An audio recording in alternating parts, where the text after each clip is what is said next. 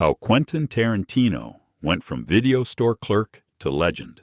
In the 1980s, the Video Archives in Manhattan Beach, California, was not just a rental store. It was a film school.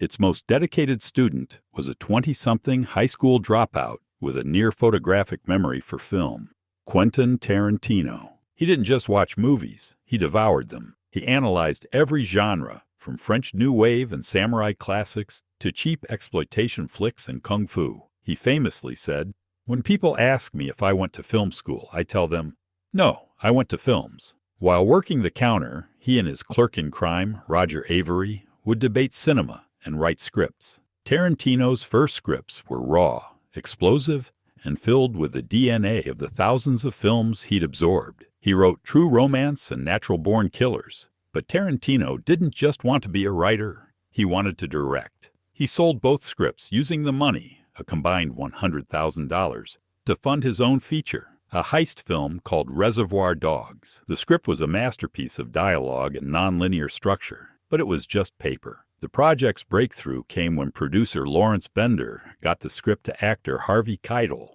Keitel was so electrified by the material that he not only agreed to star, but also signed on as a co-producer, personally helping raise the $1.5 million budget. Reservoir Dogs premiered at the Sundance Film Festival in 1992. It was a cinematic grenade. The slow-motion opening credits, the suits, the pop culture-obsessed dialogue, the shocking violence, and the fractured timeline. It was a style the world had never seen. It became the definitive cult film of the 90s and announced the arrival of a major new voice. For his follow-up, Tarantino took the narrative structure he tested in Dogs and exploded it. He co-wrote a script with Roger Avary that wove 3 separate crime stories into one interlocking, out-of-order epic, Pulp Fiction.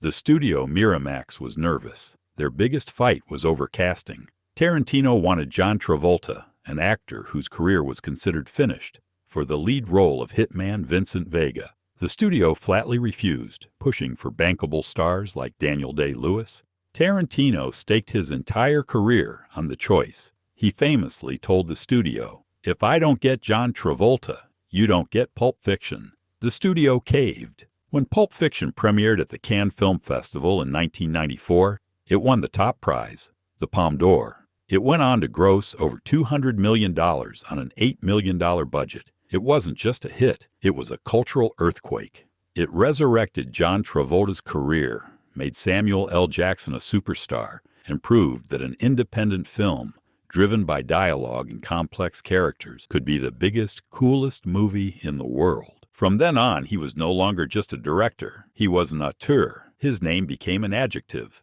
Tarantino-esque meant a film with several distinct trademarks: sharp, non-linear plots, witty dialogue that mixed the profound with the mundane, a curated soundtrack of obscure pop gems, and sudden stylized bursts of violence. He also established a shared cinematic universe, where characters from one film are related to characters in another.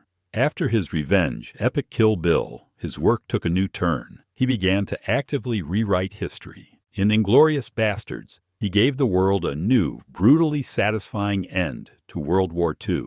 In Django Unchained, he armed a former slave with the mythic power of a spaghetti western. And in Once Upon a Time in Hollywood, he gave a dark Hollywood fairy tale the happy ending it never had. Tarantino has famously and consistently stated he will retire after his 10th film, arguing that a director's career gets worse with age. His 9th film, Once Upon a Time in Hollywood, was a culmination of his life's work, a love letter to the industry that inspired him, the end of an era he idolized, and a reflection on his own place in cinema. He plans one final movie, The Movie Critic, to complete his 10-film filmography. From a video store clerk who studied movies to the auteur who remade them in his own image, Quentin Tarantino didn't just join Hollywood, he forced Hollywood to join him.